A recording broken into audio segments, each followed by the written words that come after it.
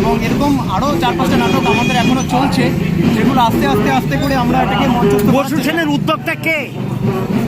কার উদ্যোক্তা? সুরজিৎ সিনহা মহাশয়। একদম একদম। আচ্ছা, তাতে আপনি কতটা উৎসাহিত হচ্ছেন ওনার নির্দেশনায়? একদম একদম, ছোটোবেলার থেকেই নাটকের সঙ্গে জড়িত, এবং তারপরে যখন এরকম মহিরু মানুষ আসেন, হ্যাঁ, উৎসাহিত না হয়ে পারা যায় না। দেখতে পাচ্ছেন। আচ্ছা, আমরা এখন নাট্যমেলার দোরগোড়ায় পৌঁছে গেছি এবং সুরজিৎ সিনহার নির্দেশনায় বসু সেন নাটক আপনাদের তৈরি হচ্ছে, তাই তো? অনুষ্ঠান তৈরি হচ্ছে, আর ছোট ছোট 2-3টে নাটকও মঞ্চস্থ হবে খুব তাড়াতাড়ি।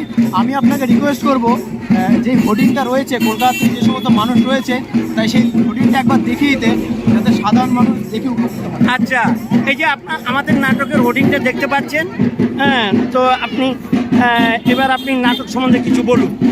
হ্যাঁ, এই তো নাটক দেখতে পাচ্ছেন, 2 তারিখ থেকে 8 তারিখ পর্যন্ত শিলিগুড়ি জুড়ে, শিলিগুড়ি দীনবন্ধু মঞ্চে নাটক হবে। শিলিগুড়ির 2টো প্রোডাকশন এখানে হবে, একটা হচ্ছে প্যাশনেট পারফরমেন্সের একটা নাটক, আর একটা কি দলবাবু, ব্যারিকেড যেমন হচ্ছে, তারপরে তোমার প্রথম রাজনৈতিক হত্যা, মহাত্মা গান্ধী ইত্যাদি। কোয়ারেন্টাইন দেখতে পাচ্ছি, হ্যাঁ, মহাত্মা বনম গান্ধী দেখতে পাচ্ছি, রানীঘাটের বৃত্তান্ত, এরকম আচ্ছা। 7টা নাটক আমরা 7 দিনে দেখব। ধন্যবাদ। ধন্যবাদ। আমরা খুব উৎসাহিত হলাম, উনি সুরজিৎ সিনহা মহাশয়কে প্রচণ্ড শ্রদ্ধা করেন এবং ওনার উৎসাহে শিলিগুড়ি চেতক এবং বসু সেন নাটকটা একটা চরম পর্যায়ে পৌঁছবে, তাই তো?